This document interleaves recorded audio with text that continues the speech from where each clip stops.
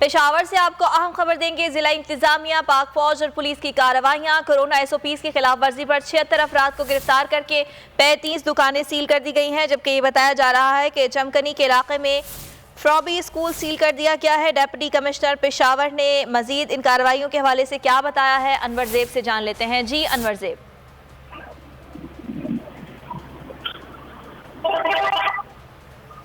अनवर ज़ेब, अगर आप हमें सुन सकते हैं तो आगाह कीजिएगा। पेशावर में जिला इंतजामिया, पाक फौज और पुलिस ने कार्रवाइयां की हैं।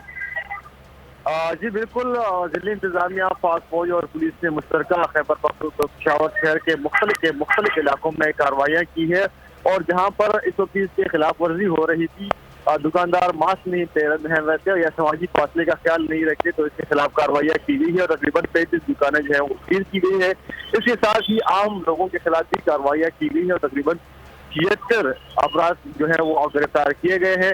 इसके साथ ही जो पेशावर के नवाही इलाके हैं वहाँ पर एक स्कूल जो है वो खुला था, उस स्कूल के खिलाफ भी है और स्कूल मालिक के खिलाफ जो है बाकायदा मुकदमा भी दर्ज किया गया है।